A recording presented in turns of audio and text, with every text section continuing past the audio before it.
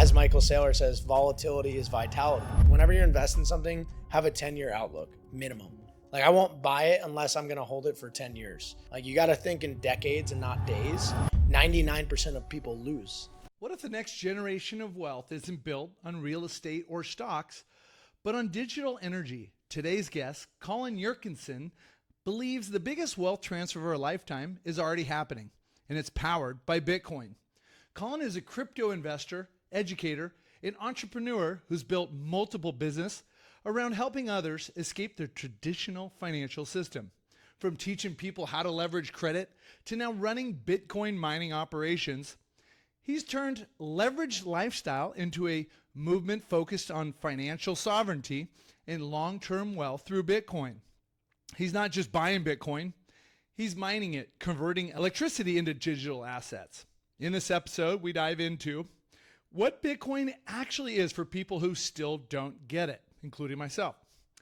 How institutional money and miners are reshaping the future of value, and why Colin thinks this decade will make or break your financial freedom. This isn't financial advice. It's a new way to think about money. All right, well, welcome to the show, and good to meet you, Colin. Thank you, man. I appreciate it. Appreciate you bringing me out here, Curt. Yeah, it was a great, we met through Jack. He was on the show recently, and we've been friends for years, and he immediately said, hey, you were a great host. Let's get Colin on your show. Awesome. I'm so excited to have you here.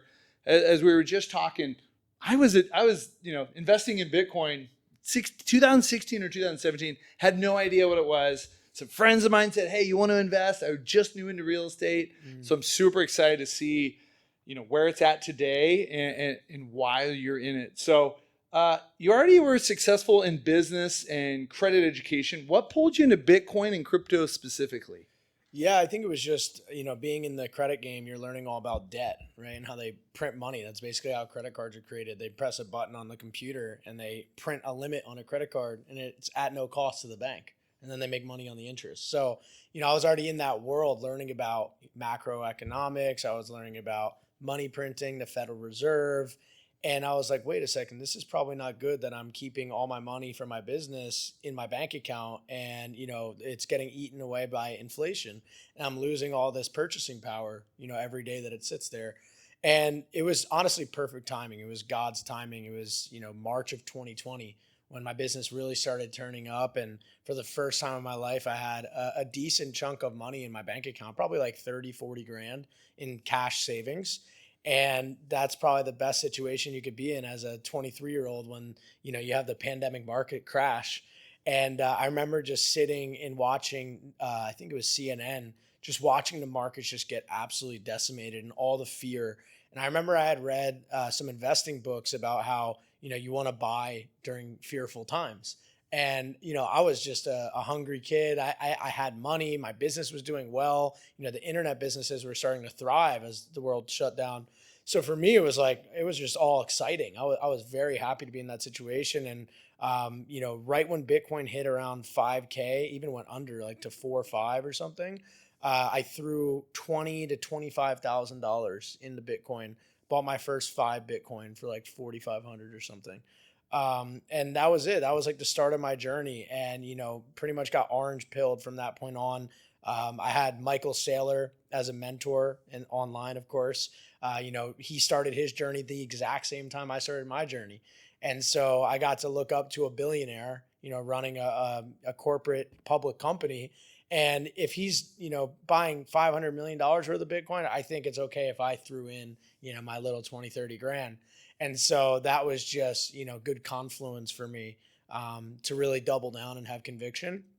And I would say that the next year, it was kind of like that crash was where it all started. And then Bitcoin kind of just, slowly hovered up. I was buying all summer of 2020, between 8 and 10K, a lot of coins, full coins at a time. I was basically taking every single dollar I earned and just buying Bitcoin. And I became a Bitcoin maxi. Michael Saylor orange pilled me. I read, the Bitcoin Standard by Syste and Moose. I listened to Anthony Pompliano's podcast and just really immersed myself in the world of Bitcoin. Started going to the Bitcoin events, got on Twitter, and before you know it, I was just a full-blown Bitcoin addict. So for someone who doesn't understand Bitcoin at all, how do you explain actually what it is and why it has value? Like in super simple terms. Yeah, just think of it as a scarce asset, right? There's gold, which is pretty scarce, but you can always mine more of it. We don't know exactly how much gold is out there in the world. Whereas Bitcoin, it's actually a programmable money. So it was programmed back in 2008 when it was created. There's actually a white paper that you can go online and read, and it has a pre-programmed economic schedule, right? So it's actually deflationary by nature, and there's only 21 million hard supply that will ever be in circulation. And every 4 years, the new issuance, which is like the rewards that the Bitcoin miners are earning, gets cut in half. So it just keeps getting more and more and more scarce. There's already 97% or more of Bitcoin in circulation right now. So you can imagine, there's only like 1 million more Bitcoin left, and that supply runs out in 2140. So I would just say it is a scarce money, and the supply of 21 million, whereas dollars, any other currency, it's the exact opposite. It's inflationary by nature, not deflationary, and it's printed into oblivion, and the supply is unlimited. So, you basically just want to store your monetary energy in something that's not getting printed away, right? So if I give you $1 million today, and you put it in your bank account, right? 10 years from now, you'll still have the $1 million in your bank account, but what can you buy with it, right? So when you measure life in dollars, everything gets more expensive over time. When you measure your life in Bitcoin, everything gets cheaper over time. So which one would you rather hold, right? I want to hold the thing that makes everything in my life become abundant. Yeah. Right? Agree. And a lot of people don't, I find a lot of people don't understand really what inflation is and how to put it. And you described it perfectly. Like you have this money in your bank account, you still have it in a couple of years, but what is it actually worth? Correct. So if you're sitting on cash, even in your drawer, I have some for certain things, but when you sit on it and you don't put it to work, it literally is losing value every year, kind of 2 to 10%, right? Our inflation was like 8% the other year. Now I think they got it under control around 2 or 3%. But what that means is you lose your spending power. And as things go up, even inflation could be higher if you really talk about spending the money that you're earning. And that is what is drawing me back into Bitcoin. Like I said before, I was in 2016, 17, buying a lot of altcoins, buying some Bitcoin, had a lot of Ethereum. Probably similar to your amount. I had like 50 grand in, but it was so cheap back then, and I didn't know what it was. And it was so volatile with all my, I wish I would have dove harder in, but just for the audience, I sold all my Bitcoin March of 2021, bought my dream home with it. Beautiful. You look at now and I'm like, wow, man, Bitcoin's taken off. I wish I still had some, but anyways, I'm getting back into the game now, and it's 100 grand. It's still cheap. It's still worth it, cheap. And I've been buying Bitcoin since 5K. I'm still buying it today. I'll always be buying it. Right. And, if Bitcoin's going to millions of dollars, which it will, it's inevitable. Like, why would I not buy it now? It's the same for me. It's like, I've seen it play out, from where I'm at. I have a 20X on my first purchase. Right. And, even if you bought at 10K, even if you bought at 50K, you still got a 2X on your money. And it's the best performing asset class of the past 15 years. So I think it's always a good time to buy Bitcoin. It's a great transition for this question. So if someone is just now starting to pay attention to Bitcoin in 2025, are they already too late to the party? Or what does a smart first move look like for a beginner right now? Yeah, you're not too late. I would say just dollar cost average, and that's it. Stop trying to time the market. Just spend time in the market.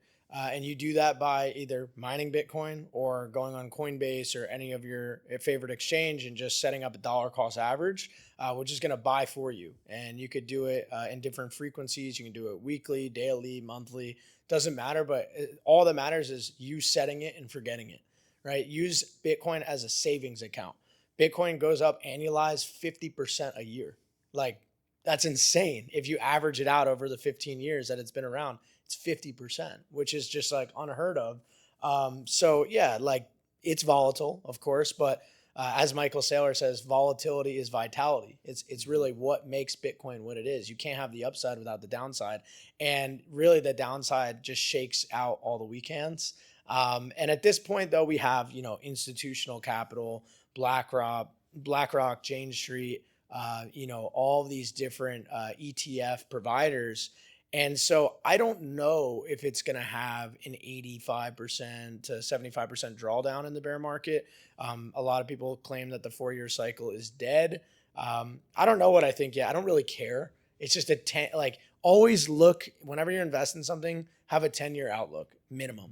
Like I won't buy it unless I'm going to hold it for 10 years. Be a long-term investor and be someone that has a low time preference, meaning you're not too worried about the day-to-day.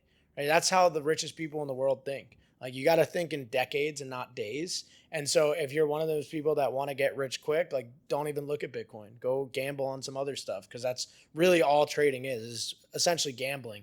99% of people lose, right? So why would you play the odds when you could literally just DCA in Bitcoin and it's going to go up 50% annualized? Like it's so simple, but everyone wants to try to beat the market and be the smart guy and, try to have some kind of edge. But I've tried trading. I've lost millions of dollars trading. It's stupid. It's a waste of time. And, if you just lock in for the long term and just buy the best assets, which Bitcoin is the number one, you're going to win. It's that simple. Just let the market do the work for you. Yeah, I like what you said. We're seeing institutional money, Yeah, ETFs. Now, one thing that I like to tell people, you're allowed to invest in Bitcoin through your 401k, self-directed IRA. That's what I'm actually setting up right now. Beautiful. Had a call. I think it's called I Trust, the company that allows you to do it. I'm doing a couple rollovers right now. That's something that listeners should look into. But, big companies, Trump's one of them. I think they bought 700 million or something recently. I think it's 4,004 Bitcoin they have now. They're going all in on Bitcoin. Oh, yeah. So when you start seeing large companies, JP Morgan, Schwab's going to offer it on their platform here soon. How does that change the game for everyday investors?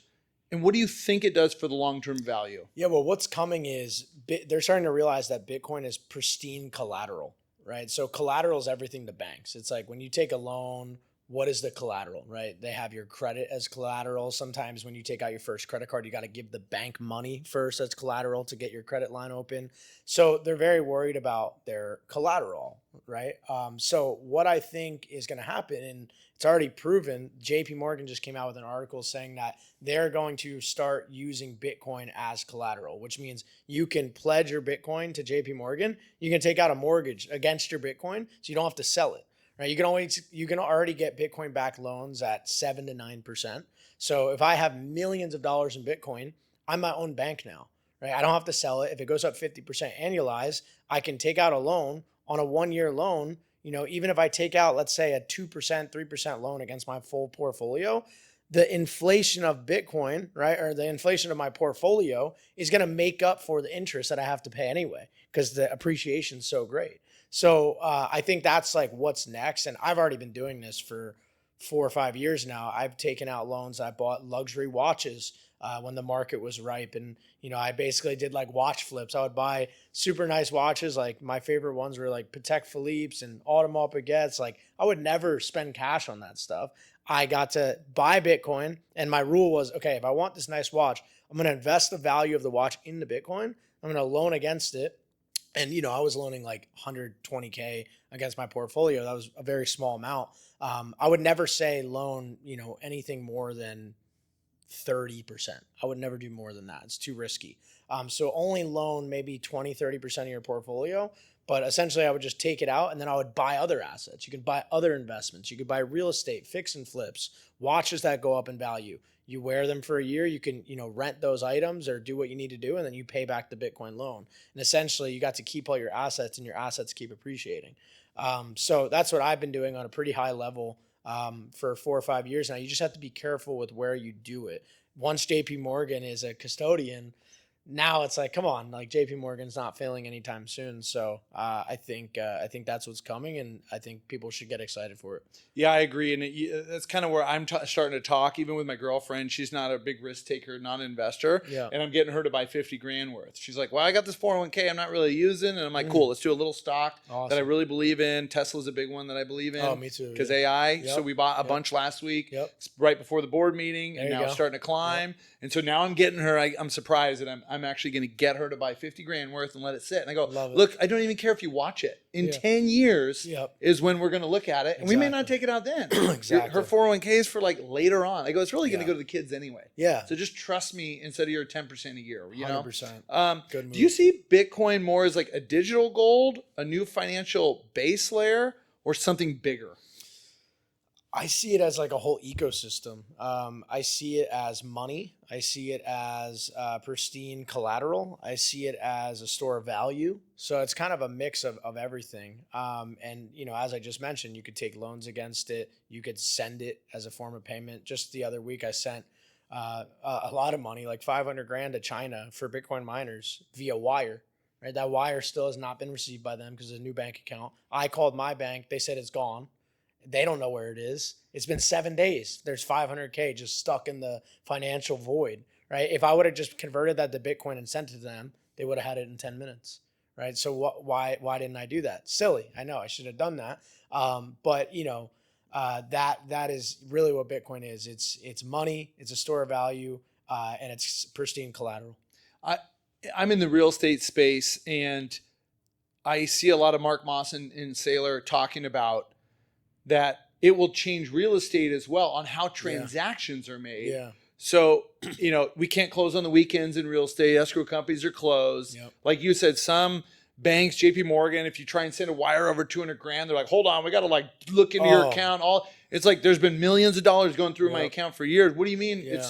This is even for like a construction payment the other day. We had to deal with this. Yep. Long story short, sending bigger wires, but also you can do transactions bigger and quicker. Yeah. So instead of escrow going, hey, we close at 4 o'clock or 2 o'clock East Coast, we're going to have to get to it tomorrow. It's like, no, it's 24 hours a day, 7 days a week. Yep. And you'll be able to buy houses in a day, not this 2 or 3 week process. Oh, for sure. So the turnover of money, basically due to electricity and power, right? And what Bitcoin is going to open up and speed up transactions. Yeah. It's amazing what you can do. You can send a guy, you know, in Australia at 3 a.m. on a Sunday, $1 billion, and it'll be in his wallet in 10 minutes, right? And no one can intersect that.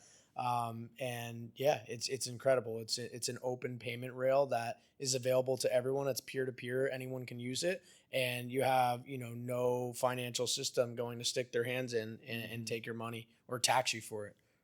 Do you think that is why JP Morgan and banks are getting into it? Obviously, they believe in it, but they probably want to dip their hand and get some kind of control and understanding to try and profit off people doing just what you said. Yeah, I mean, I think they see what Michael Saylor is doing with MicroStrategy, with his preferred stocks, which are essentially Bitcoin-backed bonds, right? Bonds are horrible investments now. People kind of gave up on the 60-40 portfolio because bonds are like the worst performing asset now.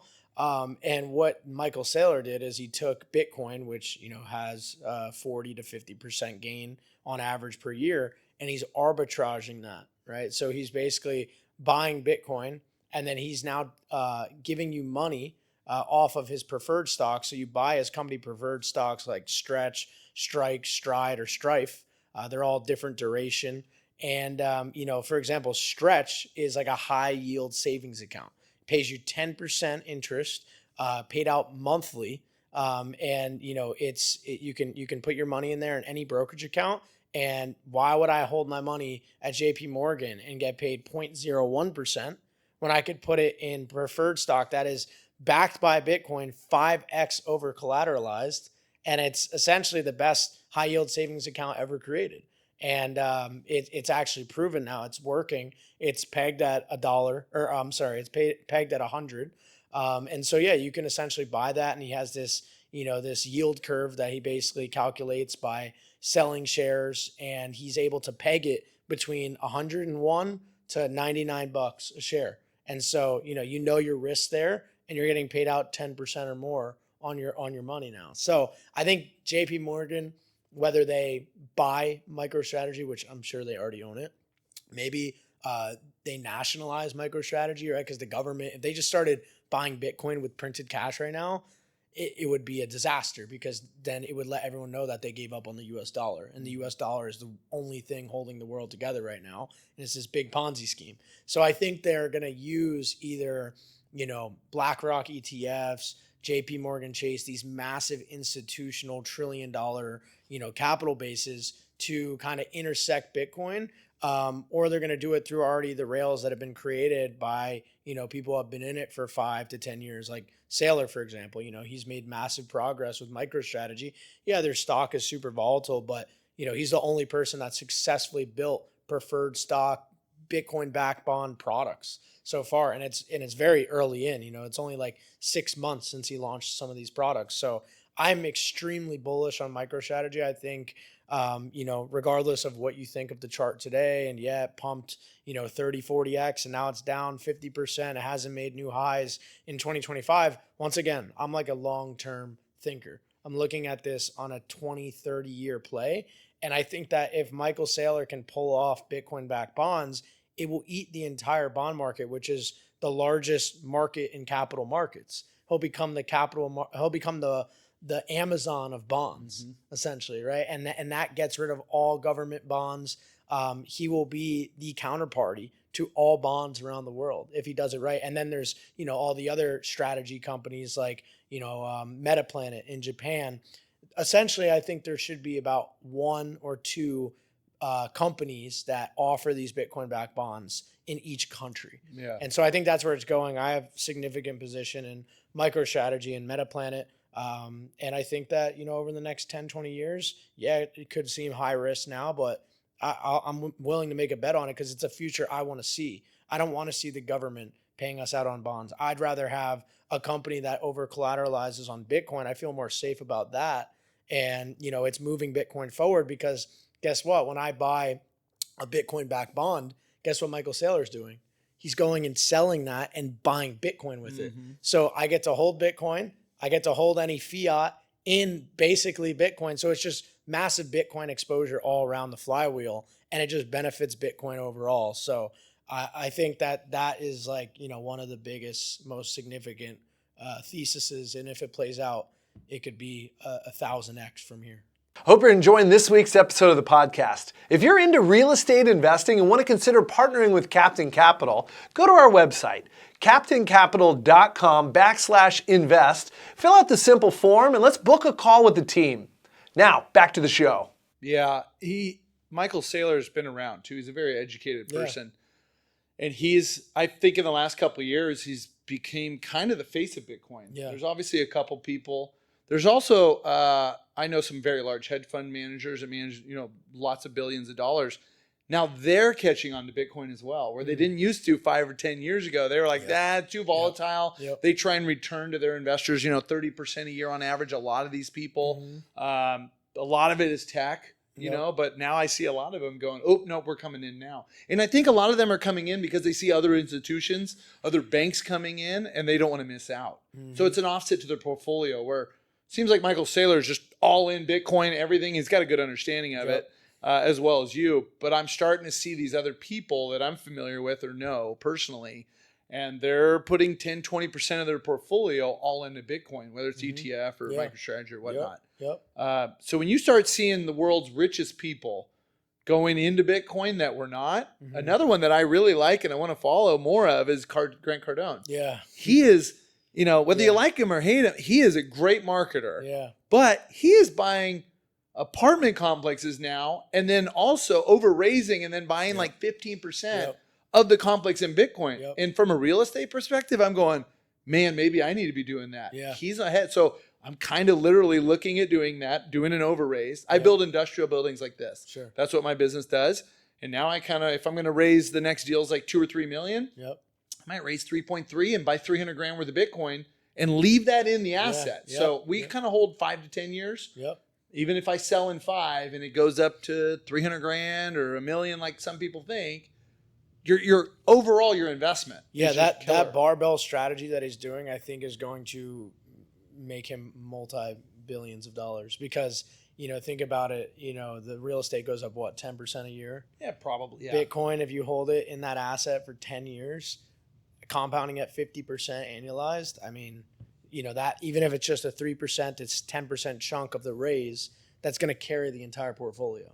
And that's what institutions are starting to teach. Even Ray Dalio came out, I think his original stance was 5%. Now he's saying 15% of your money should be in Bitcoin. Yeah. And it's because that small percentage will carry your whole portfolio. Yeah. And that's what's making me become more aggressive. I don't know if it was Ray, but there were multiple people saying, hey, 2 to 5% of your portfolio should be held in Bitcoin. Yeah. This is years ago. They're like, hey, it's risky, but it's worth it. And now I'm seeing people say much more, higher numbers. Yeah. And that's why for me, instead, I'm all bullish on real estate. I can control it. It's a slower wealth.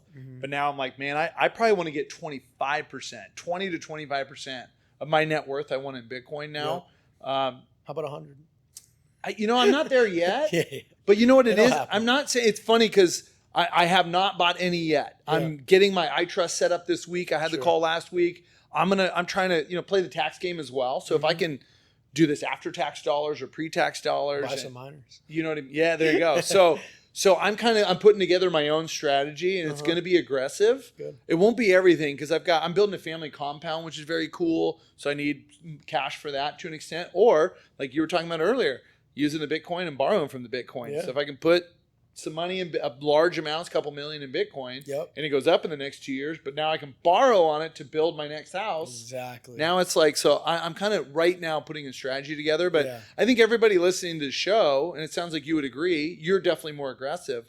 But if someone in here is like very conservative, they work a normal job, they're in corporate, they know they got to work 40 years. I think it's time they start looking at rolling some of their 401k over and risking it. I mean, they're putting money in the stock market, and that's risky. Yep.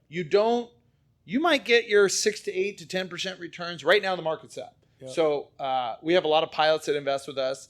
This year, like they've been returning 16% on mutual funds and whatnot. Sure. And I go, hey, that's a high year. That is not normal. So if you look at most people's 401k, the last 10 years, it's 6 to 8% return. Yep. We get them to invest in real estate because we're doing 20% or more a year. Yep. And it's like year over year over year over year. Sure. We work our butts off to do that. But now I'm starting to tell people, hey, you should throw 5 or 10% in Bitcoin. I'm telling my mom that, my dad that, even in their 60s. They're young, but I go, look, do it now, and in 5 to 10 years, just throw up 10% of what you got. Yeah, my mom, funny story, she started doing $30 a week into Bitcoin in 2020. It's like $37K now. Wow. Yeah. And $30 is dinner. Yeah. Skip a dinner and go. I love that idea. And I kind of want to get something like that going. Maybe it's the end of the month. Yeah. Maybe it's not weekly, but it's, hey, end of the month, any access that I have, like maybe it's 50%. 50% goes to business, 50% goes to Bitcoin. Love it. I want to get more aggressive. It's exciting. For sure. Let's talk about your Bitcoin mining. Yeah. So walk us through your Bitcoin mining operation. What does it actually look like in the real world, and how'd you get started? Yeah, so I guess how I got started first was, I had the credit business, was doing affiliate marketing back in 2021, had a $1.2 million year, which was phenomenal. It was one of the best years. I was super excited. And, in 2022, that's when you get your tax bill for the year before. And I got a $500,000 tax bill. And I had no tax planners. I had an old accountant that literally watched me go from making $39K a year to a corporate job to 2 years later making $1.2 million. And so he had no strategy for me. I had no deductions, no write-offs, nothing. He goes, this is your bill. You have to pay it. I was like, are you kidding me? And so essentially I paid that bill. And luckily I ran into a real tax strategist at a mastermind in early 2022. I was skiing in Park City, Utah, and we were staying at this house with a bunch of entrepreneurs. And I met this guy named Carlton Dennis. Some of you guys might know him. He's a huge tax strategist. He's got millions of followers on social media.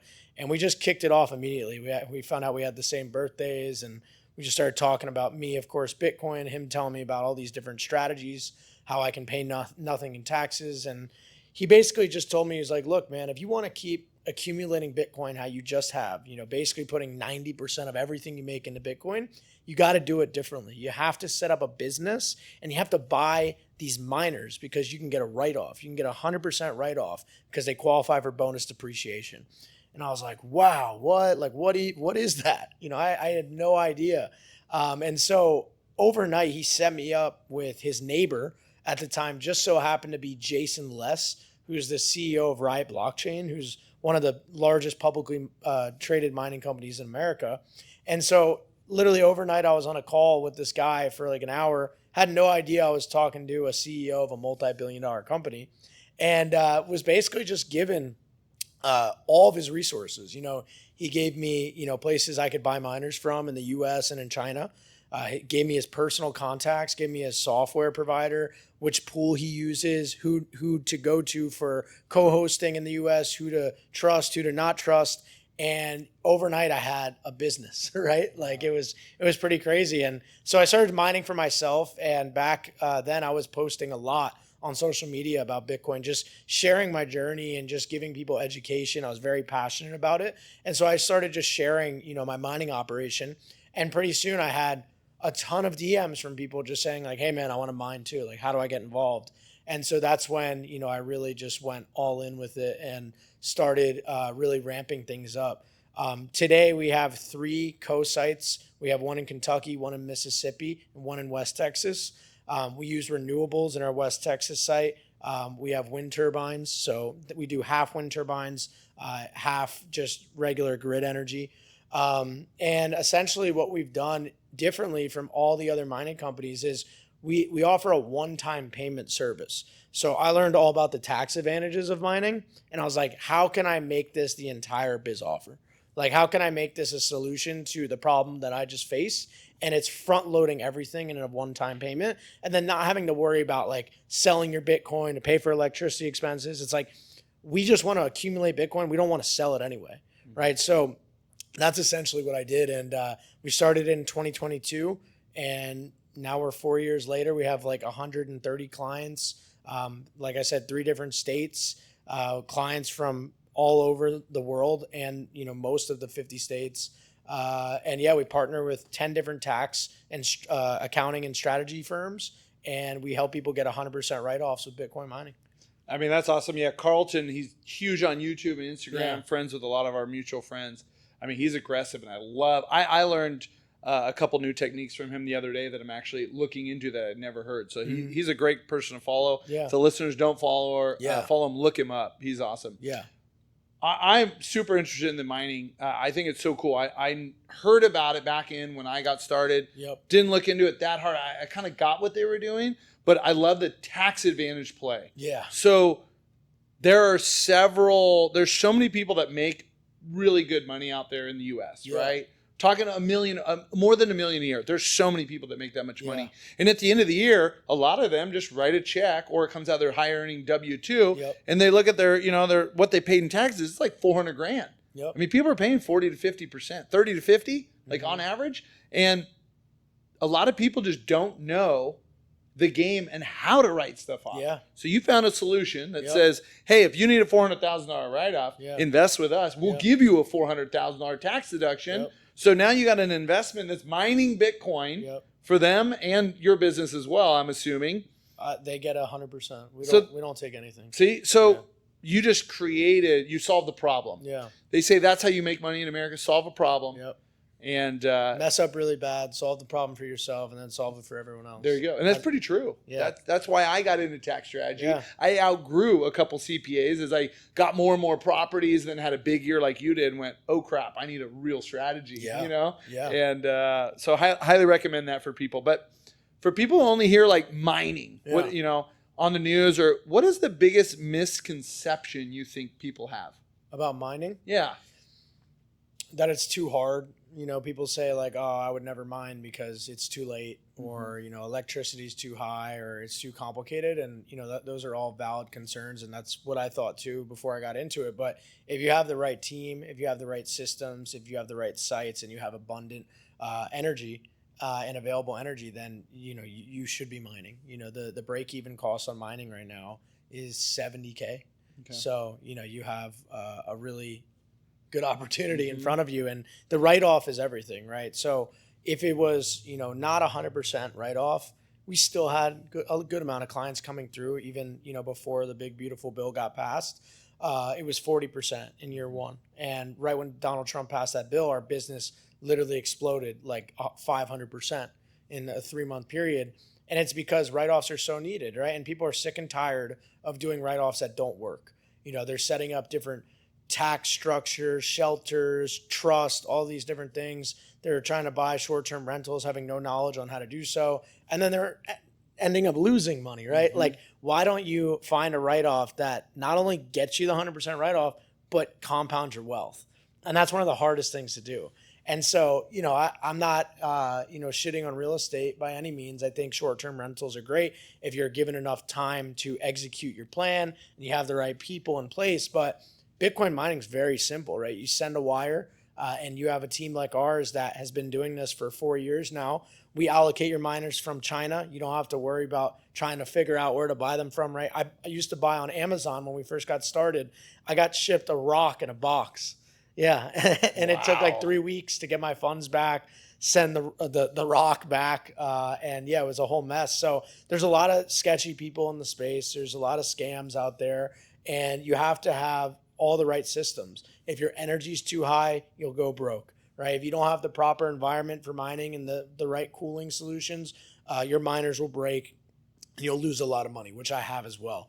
In New Jersey, when we were mining in the winter, we were doing immersion cooling back then, and we lost $80,000 from one little mistake because we had our immersion cooling machine. We had a big box that we laid our immersion cooler in, and it's called this dielectric fluid. If it mixes with water, it can freeze. It mixed with water, and we lost all of our miners. We lost our whole machine, and it was devastating. But now after going through all of those losses and dealing with all those obstacles and finding the solutions for them, like I said, now we have 3 locations. We have staff on site 24/7. We have security cameras. We have, everything dialed in. So, we're able to offer a really good product that is streamlined, and, you have complete oversight. We even work with tax strategy partners. And so you get, your own custom app now that shows your Bitcoin miners. It shows their uptime. It shows the block rewards. You can change your wallet, and you can track all your material participation so that you can download your statements at the end of the year, send it to your accountant and your tax strategy partner, and they can file your taxes and they can keep everything on file. So in case there ever is an audit, you have everything verifying that it is an active business. So, we've worked very hard to get to this point. And I think, the reason why we're doing so well is because we offer a product that no one has really come to market with yet in the space. And I like the idea, and I've learned it over several years of business and life, is that a lot of times, depending on what the product is, a smart person like you or I can go, wait, I think I could do that myself. And then you have to go through all the lessons and losses. I've had plenty of losses. Yeah. Some of it I did do myself, but then all of a sudden, boom, you get hit with like $1 million loss. Yep. And that's not an easy one to recover from. That happened to me last year. And it's like, I'm recovering, but those suck. So what doesn't kill you make you stronger. 100%. Yeah. But I love the idea. And for me, I continue to do it. It's like, I like diversifying my knowledge and my assets, but it's like, I like partnering with people that have gone through losses because they come out the other side. Sure. A lot of people don't come out the other side of a loss. They just give up and quit and go back to getting a job, right? Yep. So I think it's great that we can even tell the listeners, because I don't know a lot about mining. I kind of understand it. Sure. But I love hearing about mistakes because now you have a better proven product, right? Yeah. How do you think about like location and energy? You got 3 locations. Yeah. When you decide where to mine, is it all about cheap power? Is it about other factors like weather and temperature, or? Yeah, it's got to be cheap and abundant. And, it's mostly in the places that you don't want to go. Okay. Right. It makes sense. And that's property's cheaper, power's cheaper. Yeah. And if the energy's abundant, it's usually going to be out in the middle of cornfields or in the middle of nowhere. In West Texas, we partner with a company called Soluna. It's a publicly traded company, and they mine for large miners like us. It's out in West Texas. It's called Silverton, and you have to fly into an airport that's 2.5 hours away. We actually just went out there we had like a company site visit, and man, it was like an 8-hour journey from Miami. But once you get there, you realize, how special it is, because there's all these wind turbines out there that are not utilizing even half of their energy and their power. So, Soluna is a company that this guy has been in the energy space for, I believe, like 15 years. And he went out there and he offered them, pennies on the dollar. and they're not doing anything with it. So they sell him that unused energy. And then he's now converting that into Bitcoin mining and now AI infrastructure. And that's, what's happening with all these publicly traded Bitcoin mining companies. They already have the power contracted, right? If you're working with ERCOT out in West Texas, even if you buy the power, it takes 3 years to power your setup, right? Because it's like a whole schedule. It's all backed up. And so, Bitcoin miners are very, very smart with, how they locate and find their cheap and abundant electricity. And so for us, we just leverage people that have been doing it far longer than us. I think that's really important, having partners and, having sites that have been in the game for 10 years. And that's what we found. So, we have our West Texas site, we have our Mississippi site with BitAsics, and then we have a site in Kentucky with Blockware. And these are all companies that have been around for a very long time. And, essentially we're able to leverage their expertise. We're able to leverage, their infrastructure that they've built. And, we're able to team up with massive companies. And this is what a lot of mining companies do. It's just more about, what makes ours special is the tax part that everyone overlooks. It seems like a lot of people get in the miners to diversify from Bitcoin, but I've always been very straightforward. It's like, if you don't have a tax problem, just buy it spot, right? Like if you live in Dubai, why would you mine Bitcoin when there's no taxes, right? But if you have an ordinary income of $1 million and you're taxed at 37%, you need write-offs, or else you're just going to give 370 grand to the IRS, and it's not fun. And so, if you want to just have Bitcoin exposure, which that's all I want, I stopped buying Bitcoin in 2022, and I just started buying miners because I get the end result I want, and I have a low time preference anyway. I'd rather buy the miners. Yeah, I'm not getting the Bitcoin for the next 4 years or so. All of our contracts are 4 years because that's the average lifespan of a miner, but I'm getting that initial write-off that I want, 100%, and then I'm getting all that Bitcoin over the next 4 years. So it's essentially like dollar cost averaging. Every time I look at my Bitcoin wallet, every day I'm hitting rewards, right? So I'm getting that same result. I'm just getting the write-off included up front as well. I mean, I love it. That excites me. It sounds like we need to get you on a helicopter or a private plane to get you closer to a 2.5 hour drive. Yeah, I mean, that's an option. That's my expertise. That's you know what I mean? That would be nice. A lot of people think that Bitcoin is still risky or speculative. What do you say to that? I say that if you were talking to me 4 years ago and you asked me that question when I first started my company, I mean, I would still tell you it's not, obviously.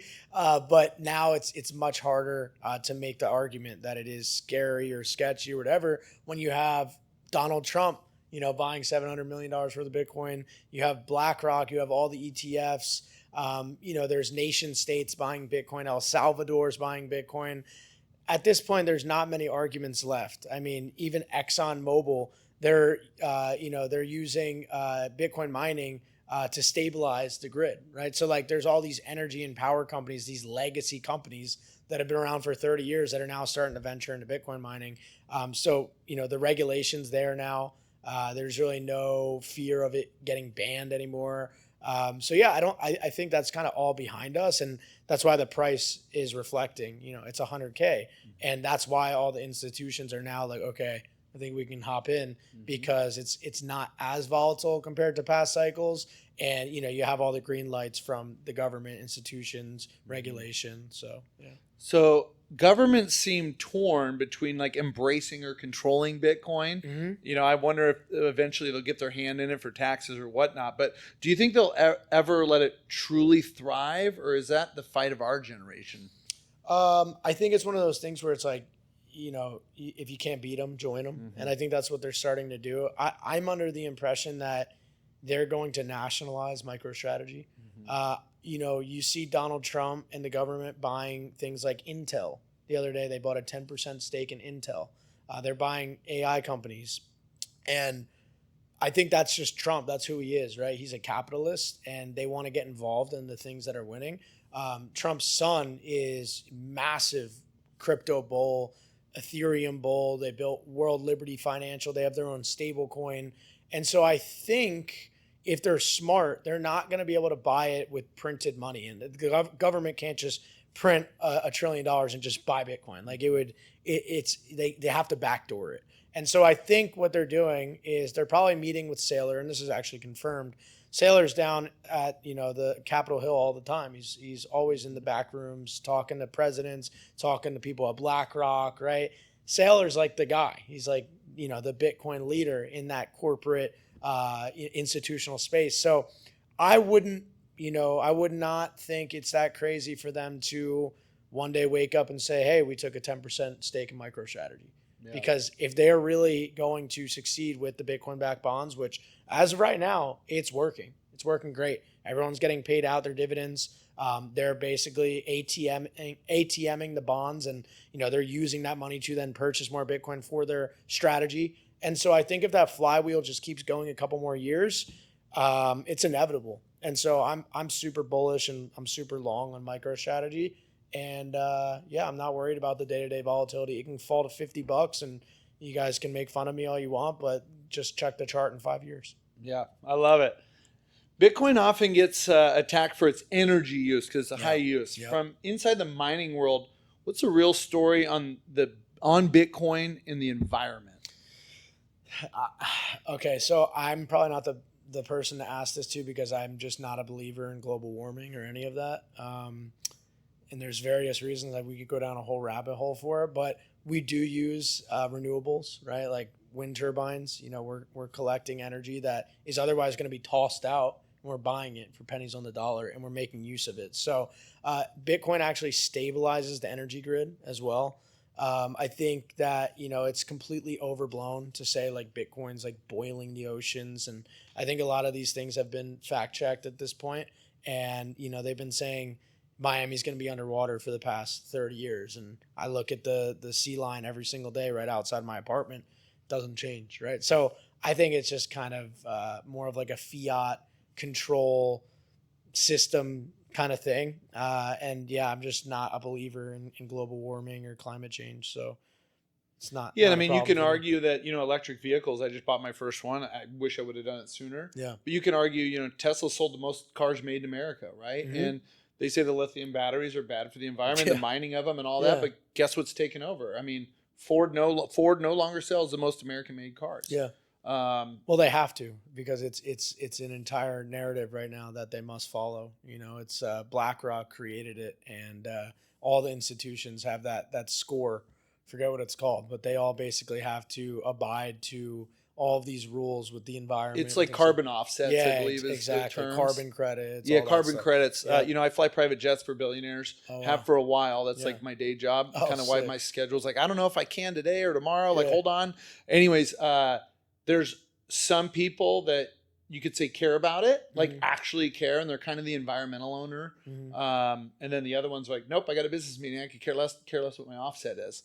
And then, hey, more power to each of them, right? And it's like we can all do our part environmentally, but we don't all necessarily have to agree. Yeah. I could say, well, I don't really know how I feel about the Tesla that I bought. Yeah. It's a great car. I love it. It's quiet. Yep. The full self-drive is coming along. And something that I find pretty outstanding is if you use the full self-drive on the Tesla, there's one accident per 7 million miles driven. If you drive it like a normal human, one accident in 700,000 miles. Wow. So if Tesla's putting out a car 10 times, 10 times less likely if you use it. So I use that full self-drive a lot. But long story short, you could say that Bitcoin takes a lot of energy. So does AI and data centers are the new thing. I flew a private jet to a data center in the middle of nowhere. And I went, whoa. And the billionaire who I'm real close with is like, actually, one of the Google tech guys bought this airport. He bought the airport next to the and data it's center. right on a river. Oh, man. And I believe it's Google's AI data center. Yep. And it's in the middle of nowhere. Yeah. And I went up and I was like, wow, this is crazy. But he's not a big fan of real estate. He's a tech guy. But he told me, dude, if you're going to keep building industrial stuff, data centers. You should. And I kind of looked at it, but I'll tell you this. Yeah. The problem is the data centers have to be massive. No one's looking at like a small one, or you'd be dealing with a startup that you don't want to. So the people that are building the data centers, they're building like 1 million to 2 million square feet. Now you're talking BlackRock and the bigger funds. Mm-hmm. So I would, but I like my little small firm. It works for me. Sure. People will make a ton of money in data centers. Oh, yeah. But they use a lot of energy. They're usually near a river or a water source to cool. Yep. But that's where the country's going. The world's going. It's AI. Yep. Do you see mining primarily as a business opportunity, an investment engine, kind of like we talked about, or a freedom play? I mean, it's all of those things for sure. I mean, I've obviously created a business opportunity out of it. Like I said before, if I help you and leverage mining helps you set up your mining business, we're going to help you run it, but you're the owner of the business. You're creating an LLC, creating a bank account. You are going to be a fully operational, active business, right? You're going to operate 100 hours a year in that business, and that's how you get classified as an active business. You can get losses to write off your, other sources of income. But we're essentially just helping you set it up. We have the sites, we allocate your miners for you, but we send you a purchase order, you purchase it. So yeah, for me, it's a biz op there. But just the other week, I mean, I bought $1 million of miners for myself, right? So I use miners just the way you do. I just have been in the game for 4 years, and I basically make a spread on, the miners that I'm buying in bulk. Then I get to offer them for you guys for a small spread, right? And it's still very competitive to the market rate, and I'm able to package it all together. So it just makes sense for the investors. So for me, Bitcoin started as just, let me not get my money eaten by inflation. And now it's transformed into, it's my business. It's where I store my wealth. It's where I get my tax write-offs. It's where I borrow money against. It is, like I said, it's an ecosystem. It provides me everything I need in the financial world. And at this point, I'm grateful to say that I can be my own bank. I don't even need to use JP Morgan if I want to buy real estate anymore. I love it, man. You've done a lot for a young guy, so I love it. I love that you're all in too. I find that people that are all in on, no matter what they're all in on, it could be fitness. Those people are fitness freaks. Yep. They're all in, right? Yeah. They know everything. Those are the people I like to connect with. I'm all in on what I'm building. And the people that I look up to are worth billions and billions of dollars in my space. Awesome. And they're like, we started 12 years ago. And I'm like, wow. I don't necessarily want to chase them, but I use them as those are the experts in my space. You go to a conference, those are the guys speaking. And, it's so cool to be around people that are dead set on something. Because I think when you are dead set on something and you love it and you live it, you study it all day. Like, I don't just sit around all day. I'm like, no, I am like reading books and watch, like right now, lately is watching some Michael Saylor, Mark Moss stuff. So I'm kind of dipping into that world where I'm not just focused on real estate and interest rates and banking and things like that. So it's fun learning. But a couple last questions before we wrap it up for you. What's one unpopular opinion you have about where Bitcoin and crypto are really headed that most people might disagree? Good question. Yeah, I think Bitcoin's going to millions of dollars. I think a lot of people will disagree with that. I think maybe $1 million is kind of like their top price. But I think as things accelerate with AI, you really have two forces competing against each other. You have a deflationary force, which is technology and AI.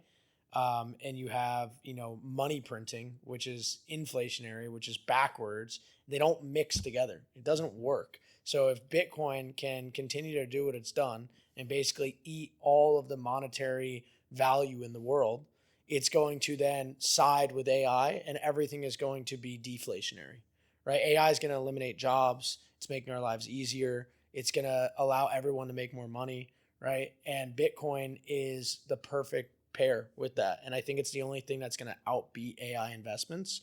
And so the only thing, and real quick, this is just a little bit of value for anyone that's an investor, you should not be measuring your assets in US dollars. You should use Bitcoin as the benchmark.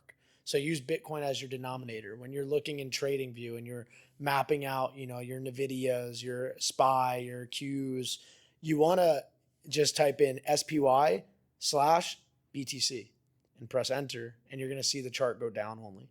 And so when you measure everything else in Bitcoin, most of the time it's down. There's only a very select few asset classes that are beating Bitcoin. NVIDIA is one of them, right? AMD recently is one of them. Bitcoin mining stocks like Iron and Cypher, the ones that are converting into AI, those are beating Bitcoin.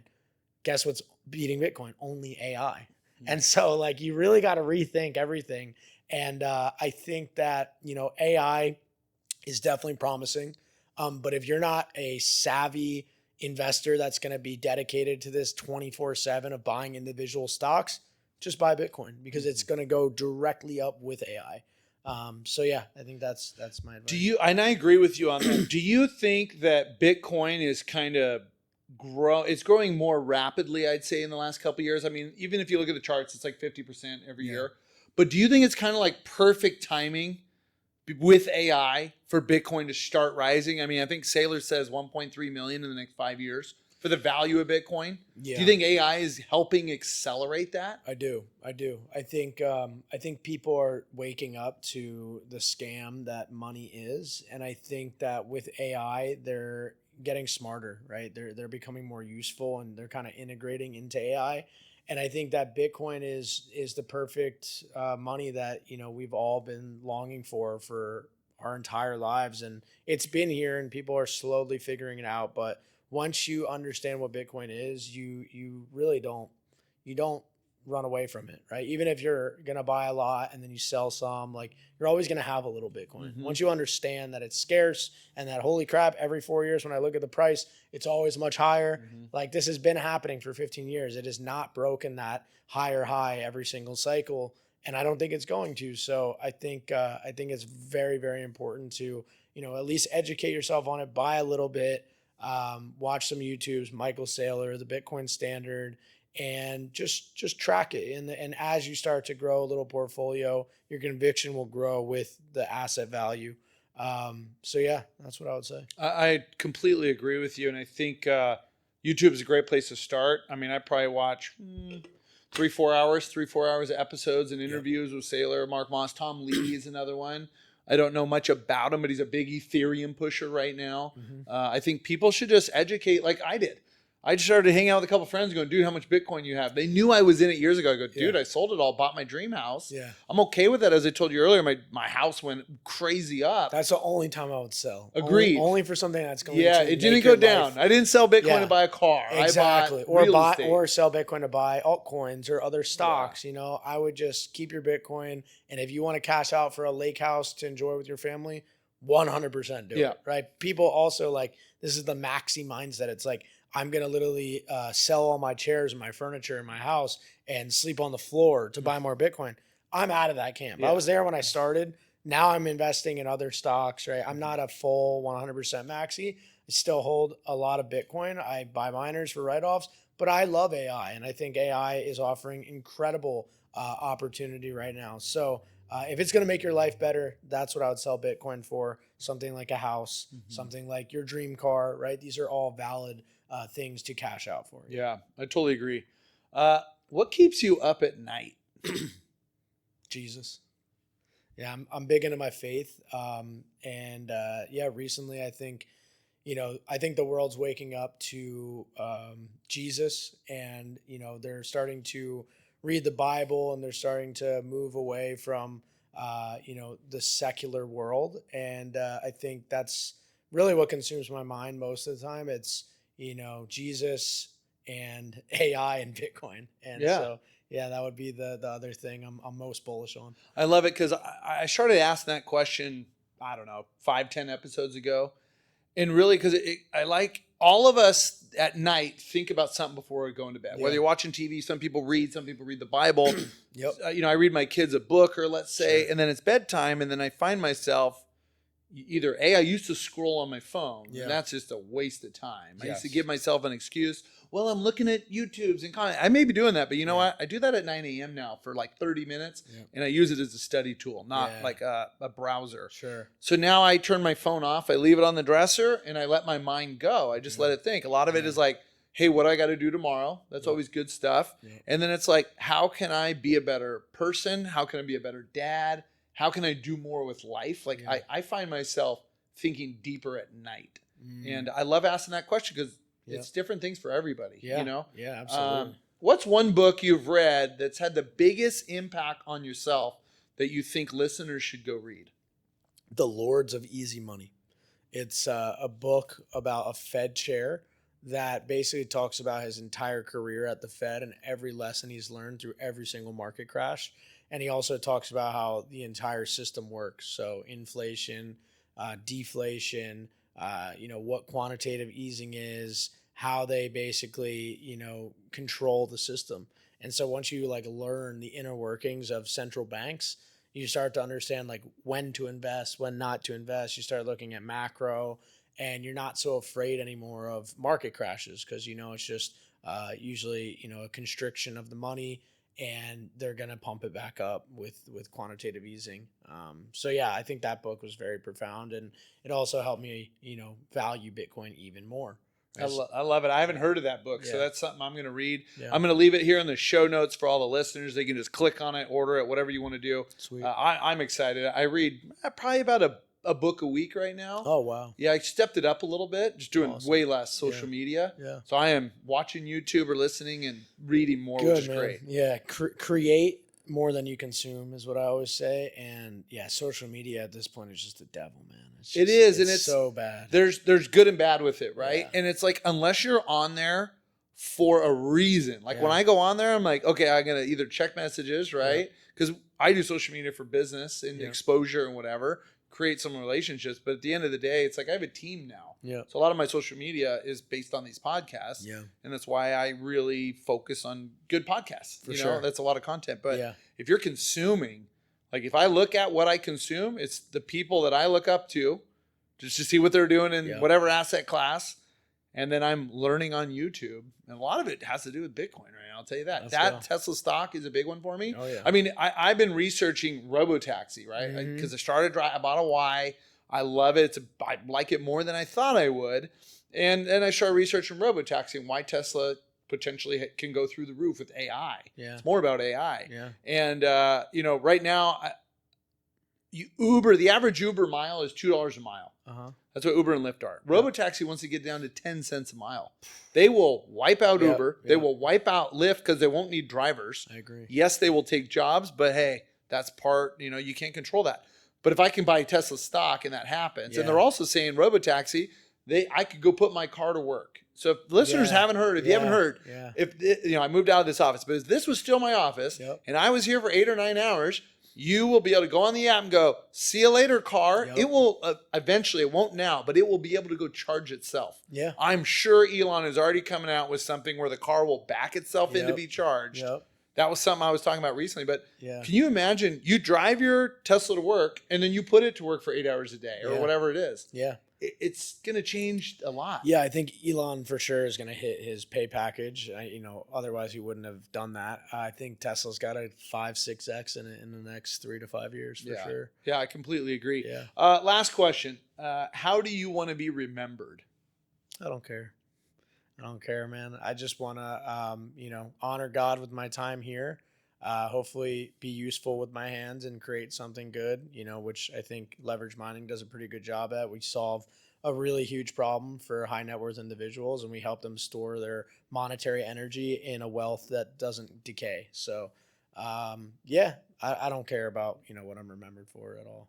I love it. Yeah. Well, thanks for the honesty. It's been a great episode. Where can people find out more about your business or get in touch with you and see what you're doing? Colin Yurcisin on all platforms and leveragemining.com. There you go. You guys heard it here. So hopefully you guys get a little bit inspired. I know I am, to research Bitcoin a little bit more and just even put a plan together to go buy some Bitcoin, whether it's $100 here, $1,000 there, if you're going to put a real hard strategy like myself and start throwing some serious money at Bitcoin. So hope you guys liked this episode. Colin, thanks for coming out from Miami, man. So great to meet you. Thank you. And we'll see you guys next episode. Let's go.